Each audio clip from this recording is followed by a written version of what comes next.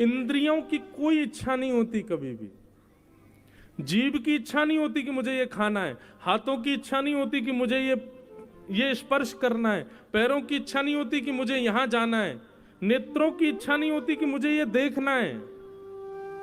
हाथ वही पकड़ेंगे जो आप पकड़वाओगे, पैर वहीं जाएंगे जहां ले जाओगे, मुख वही बोलेगा जो बुलवाओगे, नेत्र वही देखेंगे जो दिखाओगे। वास्तविक में इंद्रियों की कोई इच्छा नहीं है। इन इंद्रियों का अधिपति आपके चित्त के भीतर बैठा आपका मन, उसकी इच्छा होती है। और वो इच्छा इन इंद्रियों से कह करके आपको कहता है कि इसको पूरी कराओ। रसगुल्ला केवल तब तक अच्छा लगता है जब तक जीभ पर नहीं आ रहा। जीभ से भीतर जाते रसगुल्ले का कोई स्वाद नहीं होता। इसी प्रकार संसार के जितने भी विषय भोग वस्तु हैं, वो विषय भोगी वस्तु केवल एक अनुपात तक ही हमको सुख देती हैं, उसके अधिक वो सुख नहीं देती। क्यों? क्योंकि मन अपनी सुख की वस्तु ले लेता है, बाकी इंद्रियों को उसमें छोड़ देता है कि तुम भोगते रहो। इसलिए मां, आप कहो कि आंखों को सुधारना है, पैरों को सुधारना है, हाथों को सुधारना है, इंद्रियों को सुधारना है, तो नहीं सुधरेगा। इन सब के अधिपति मन को सुधारना पड़ेगा। सब लोग इधर देखो, इधर देखो, यहां देखो, कथा सुनो ध्यान से। और मन केवल एक चीज से सुधरेगा। मन को सुधारने का केवल एक तरीका है। आप कहोगे, आप तो घूम फिर के एक ही बात बोलोगे, सत्संग। नहीं, मन सत्संग से नहीं सुधरेगा, मन सुधरेगा कुसंग के त्याग से। आप कहो कि हम पे इतना समय नहीं हम कथा में आ सके, हम पे इतना समय नहीं हम वृंदावन जाके कथा सुने, हम पे इतना समय नहीं कि हम संत जनों की वाणी सुन सकें, हमारे पास में इतना डाटा नहीं कि मोबाइल पे भी लाइव कथा सुन सकें। कोई और उपाय बताओ मन को एकाग्र करने का। अपने आसपास रहने वाले, अपनी बातचीत के दायरे में आने वाले, उठना बैठना जिनके साथ है, उन सब की लिस्ट बनाओ। और उनमें जितने भी लोग कुसंगी हैं, जो दूषित खाते हैं, दूषित पीते हैं, दूषित बोलते हैं, दूषित विचारधारा वाले हैं, वो चाहे कितने भी अपनत्व के क्यों ना हो, उन सब का संग छोड़ दो, आपका मन अपने आप पवित्र हो जाएगा। कुसंगता का त्याग, उसी से ही मन पवित्र होगा। मैं तो खूब कथा में बोलता हूं कि जो लोग कथा में नहीं आते, जो लोग कभी महाकाल नहीं जाते, जो लोग वृंदावन नहीं जाते, जो लोग कभी भाव से ठाकुर जी का दर्शन नहीं करते, संकीर्तन नहीं करते, ऐसे लोगों को सब जगह ब्लॉक मार दो। फोन पे ब्लॉक कर दो, सोशल मीडिया पे ब्लॉक कर दो, चाहे वो अपने चाचा ताऊ के बच्चे क्यों नहीं हो, सबको ब्लॉक करो। किसी से कोई मतलब नहीं, नातेदार जो ठाकुर जी का नहीं, हमारा उससे कोई संबंध नहीं। आप ये करके देखिए, अगले दिन से आपका मन ना ऐसा लगेगा जैसे मानो कबूतर का पंख जितना हल्का होता है ना, हवा में लहराता है, ऐसे मन जो भारी भारी रहता है हमेशा, जैसी कुसंगता का त्याग करोगे, मन अपने आप हल्का हो जाएगा, मन अपने आप पवित्र हो जाएगा, मन में अपने आप शुद्धता आ जाएगी। कुसंग व्यक्ति का संग हमारे मन को बिगाड़ता है। देवभूति माता से भगवान कपिल कहते हैं, मां, और एक बात सुनिए, कुसंगता का त्याग मतलब व्यक्ति विशेष का त्याग नहीं होता है। आप जो वस्त्र पहनते हैं ना, उन वस्त्रों से भी संग का पता चलता है। आप जो खाते हैं, अन्न से भी आपके संग का पता चलता है। आप अन्न का कैसा संग करते हो, आप वस्त्रों का कैसा संग करते हो। आपने देखा होगा कई संत महापुरुष कहीं भी जाते हैं, अपना आसन संग लेके चलते हैं, और वो जैसी कुर्सी पे बैठेंगे तो पहले आसन बिछाएंगे फिर बैठेंगे। क्यों? आसन क्यों लेके चलते हैं साथ में? अब वहां पे ना जाने कौन बैठा होगा, किस कैसे कैसे लोग बैठे होंगे, उस वहां पर बैठ के किसने क्या क्या विचार किया होगा, उसका प्रभाव कहीं उनके ऊपर ना पड़े, इसलिए वो अपने भजन का आसन संग लेके चलते हैं, उसी पे ही बैठेंगे। वो बात अलग है कि आजकल दिखावे के लिए लेके चलते हैं, देखो महाराज जी का आसन है भैया, ले बिछाओ बैठो। वास्तविक मूल बात तो ये है कि कहीं हम ऐसे दूषित स्थान पर ना बैठे जहां बैठने से हमारी बुद्धि विकृत हो जाए। संग का मतलब केवल लोगों के बीच में रहने से संग खराब नहीं होता। वस्त्रों से भी संग खराब होता है। आज हम धोती पहनते हैं, बगलबंदी पहनते हैं, पटका पहनते हैं, शॉल ओढ़ते हैं, ये सात्विक वेशभूषा रखते हैं, इसीलिए कई हद तक कथाएं कह पाते हैं। जिस दिन ये वस्त्र बिगड़ जाए, जीन्स पहनने लग जाए, टी शर्ट पहनने लग जाए, अपने आप बुद्धि विकृत होने लग जाएगी। और विकृत तो बहुत दूर की बात, चलो मान लो कि मैं जीन्स पहन के आ भी गया मंच पर, कोई रोक टोक तो है नहीं, मुझे पहन सकता हूं, लेकिन मेरी बात का प्रभाव नहीं पड़ेगा आपके ऊपर। वो प्रभाव ही तब पड़ रहा है जब हमारे वस्त्र सात्विक हैं। तो संग केवल व्यक्ति से नहीं होता, संग आपकी जीवनचर्या से भी होता है। अब लोग कहते हैं प्याज लहसुन क्यों नहीं खाएं महाराज जी, कोई पाप थोड़ी है वो, कोई ऐसा थोड़ी नरक जाना पड़ेगा आपको, बस वो तामसी है।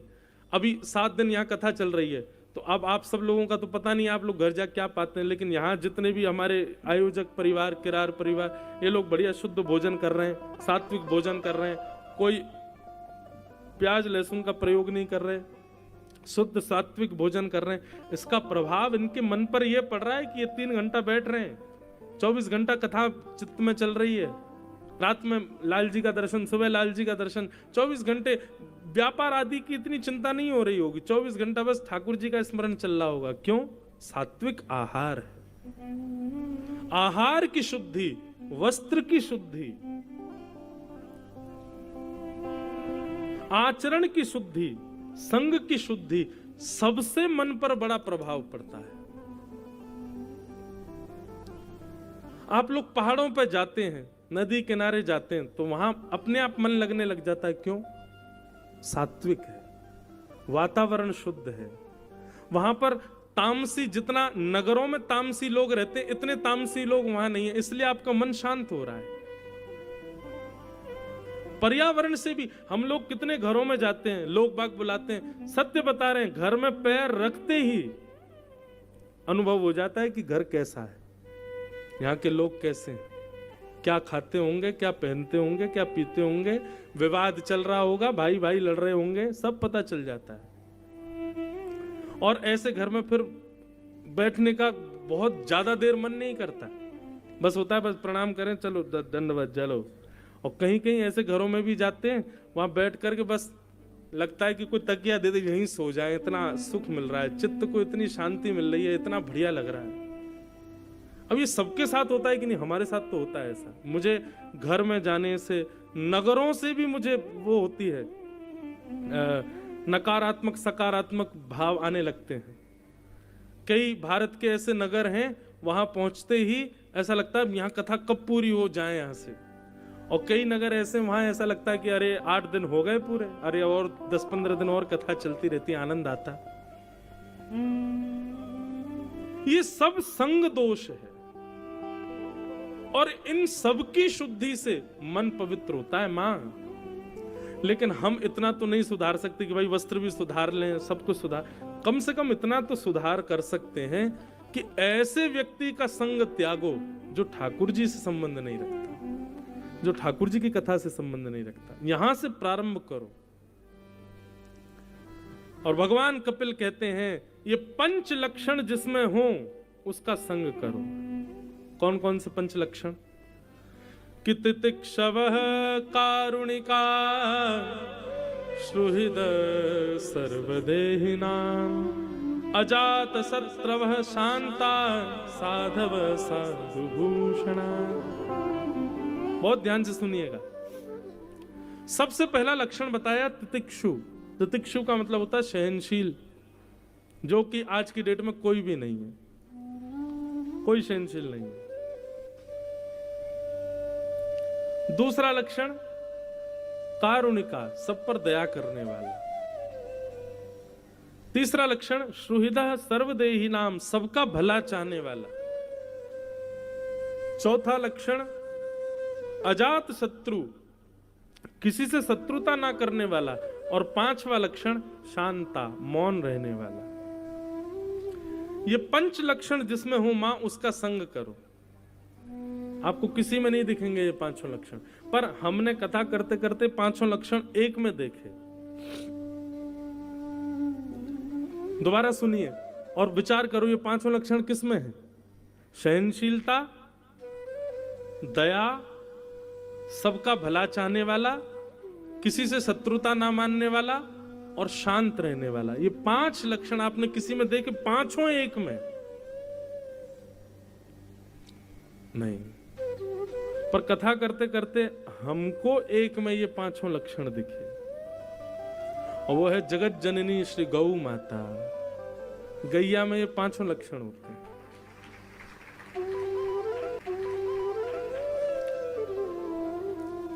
केवल ताली नहीं बजानी, इस पे विचार करो, है कि नहीं ये पांचों लक्षण? ततिक शव, सहनशील। गैया सहनशील है, बहुत सहती है। दूसरा कारुणिका, सब पर दया करती है। कसाई भी जब पकड़ के ले जाते हैं तो मारने से पहले सोचते हैं थोड़ा दूध निकाल लो, मिल जाए चाय बना लेंगे, और अपने हत्यारों को भी दूध दे करके उन्हीं के हाथों मर जाती है। कारुणिका। श्रुहिदः सर्वदेही नाम, सबका भला चाहती है, केवल मेरे बच्चों का पेट भरे ऐसा नहीं, जो पिए सबको देती है। अजात शत्रवः, किसी को अपना शत्रु नहीं मानती। और पांचवा लक्षण शांता, शांत रहती है। आप कहोगे महाराज जी ये लक्षण तो भैंस में भी है, आपने उसका नाम क्यों नहीं लिया? मानव, मैं पहले से ही सोच के रखता हूं क्वेश्चन जो मानव मुझसे पूछ सकता है। आप कहोगे महाराज जी भैंस में भी है ये लक्षण, तो आप कहोगे महाराज जी बकरी में भी है, वो भी तो ऐसी रहती है बेचारी, वो भी दूध देती है, सबका भला करती है, ये करती है। लेकिन दोनों के स्वभाव में अंतर है। गाय का और भैंस का, दोनों का स्वभाव अलग है। हमारे ब्रज में तो ऐसा कहते हैं, भैंस का कोई निरंतर दूध पिए तो उसका शरीर भले ही बन जाएगा, लेकिन बुद्धि से जड़ हो जाएगा, बुद्धि में जड़त्व आ जाएगा, क्योंकि उसके दुग्ध में जड़त्वता है, आलसी होती है ना। और रही बात बकरी की, तो बकरी शांत नहीं रहती, मैं करती रहती है, अहंकारी होती है, 24 घंटा मैं करती रहती है। लेकिन गाय शांत रहती है, शांता, शांत स्वभाव है उसका। स्वभाव के रूप में गौ माता श्रेष्ठ है। तो ये पंच लक्षण जिसमें दिखे मैया, उसका संग करो। लेकिन ये पांचों लक्षण आपको किसी में ना दिखे तो अपने अंदर लाने का प्रयास करो। एक विचार और हमने किया कि ये पांचों लक्षण जो हैं, यदि नीचे से हम लाना प्रारंभ करें तो हमारे अंदर ये पांचों लक्षण आ सकते हैं। जैसे कि अंतिम लक्षण बताया था शांत, मौन रहना प्रारंभ कर दो। आप मौन रहना प्रारंभ करेंगे तो आपके अंदर चौथा लक्षण अपने आप आ जाएगा। क्या? अजात शत्रु, किसी से शत्रुता नहीं होना। शत्रुता होती उन्हीं लोगों की जो बोलते बहुत हैं, तो कम रहते, बोलते शांत रहते हैं। ये सूत्र है संस्कृत का, व्याकरण का सूत्र है, और हमारे शास्त्रों का सूत्र है कि मौने च कल हो नास्ति। मौन रहने वाले के कभी कलेश नहीं होते। कलेश होते ही उसके ज्यादा है जो बहुत बोलता है। इसलिए आप मौन रहना प्रारंभ करो, अपने आप होता जाएगा कि आपके शत्रु खत्म हो जाएंगे, अपने आप आपकी शत्रुता नष्ट हो जाएगी। तो मौन रहने से ये चौथा लक्षण आ जाएगा। चौथे लक्षण से तीसरा लक्षण है। तीसरा लक्षण कौन सा है? श्रुहिदः सर्वदेही नाम, सबका भला चाहना। ये अपने आप आपके मन में आ जाएगा। तीसरे लक्षण से दूसरा लक्षण आ जाएगा। दूसरा लक्षण क्या? दया, सबके प्रति दया अपने आप आएगी। और ये चारों लक्षण आ गए तो पांचवा और प्रथम लक्षण अपने आप आपके अंदर आ जाएगा, सहनशीलता। तो नीचे से प्रारंभ करो, शांत रहना प्रारंभ करो, जितना हो सके मौन रहो। ऐसा हमारे शास्त्र आज्ञा करते हैं कि व्यक्ति की आयु दो चीजों से कम होती है। एक तो बहुत खाने से, दूसरा बहुत बोलने से।